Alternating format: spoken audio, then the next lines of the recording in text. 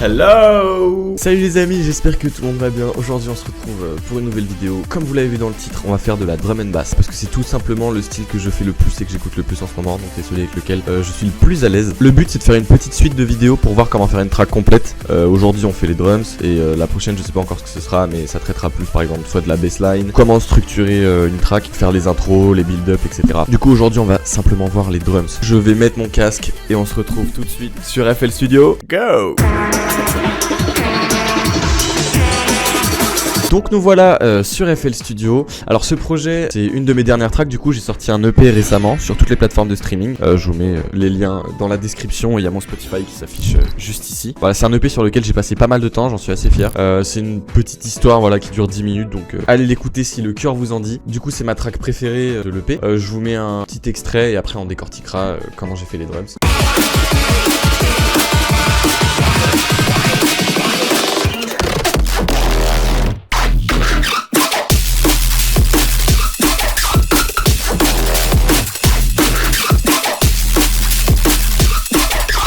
Voilà, donc là on est sur de la neuro, donc les drums dans ce style sont très rythmés. On va commencer tout de suite avec les kicks. Donc j'ai choisi le pattern de kick basique en drum and bass, donc un kick tous les premiers temps et 3 temps et demi, donc ça donne ça. Ah, donc vraiment super basique. Pour ce qui est du process sur le kick, j'ai juste mis un EQ, un peu de distorsion et un clipper, donc sans les effets ça fait ça. Et avec... Voilà, donc beaucoup plus présent. Ensuite, pour la snare, j'ai fait une snare en 3 snares du coup. La première, ça fait ça. La deuxième et la dernière. Donc la première et la dernière, c'est tout ce qui fait le clic et le corps principal de la snare. Et la troisième, c'est vraiment pour compléter le tout. Donc on se retrouve avec une snare avec pas mal d'attaques, beaucoup de punch et bien présente. Pour le process du coup j'ai fait un peu de panning. Donc là j'ai ouvert un Ozone Imager, c'est un plugin gratuit qui permet d'avoir une représentation de l'image stéréo. Donc si je mets uniquement celle de gauche, vous voyez, on peut voir qu'il y a des petits points bleus vers là. Si je mets celle de droite et si je mets les deux ensemble, on se rend compte que du coup ça couvre bien l'image stéréo. Ça permet d'avoir une snare qui sonne beaucoup plus wide, plus large. Elle prend plus d'espace du coup. Voilà. Donc ensuite, pour combler les vides, j'ai mis des open hats. Donc un tous les 4 temps. Voilà. Un tous les 2 temps. Et un qui joue tous les temps. J'ai joué avec la vélocité pour que ça paraisse moins répétitif et plus humain. Si vous écoutez bien, ça fait... Ouais. Voilà, ça c'est moins répétitif et plus humain du coup. Donc les 3 open hats ensemble ça donne ça.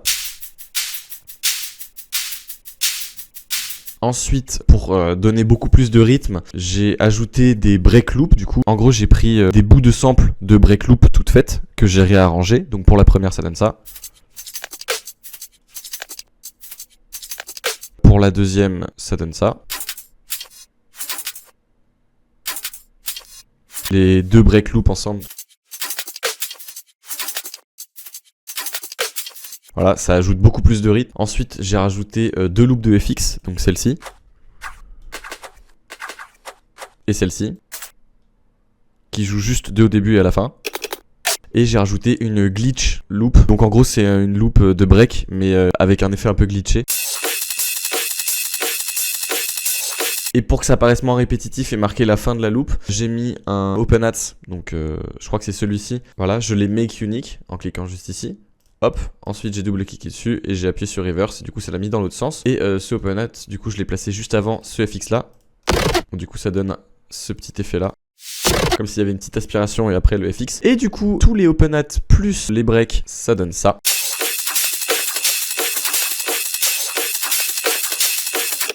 Donc c'est très rythmé, moi je trouve ça vachement cool. Pour ce qui en est du process, j'ai routé tous ces éléments là, hop, dans ce low-cut bus. Et donc dans ce bus, j'ai appliqué un EQ où j'ai coupé toutes les basses fréquences inutiles qui servent à rien du coup là, parce que c'est que des hats et des loops assez hautes en fréquence. Donc ça servait à rien de laisser les résidus de basse fréquence. Pour lier le tout ensemble, comme pour les snares, j'ai mis un OTT et pour finir un soft clipper. Et on se retrouve du coup avec des drums qui ressemblent à ça si on met tout ensemble.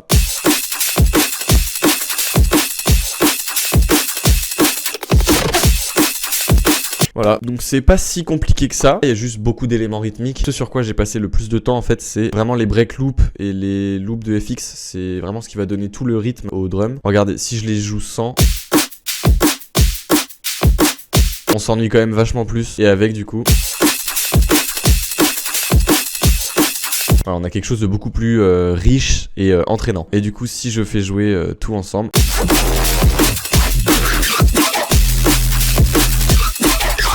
Voilà. Et donc du coup, dans la prochaine vidéo, on verra comment j'ai fait toute cette partie-là.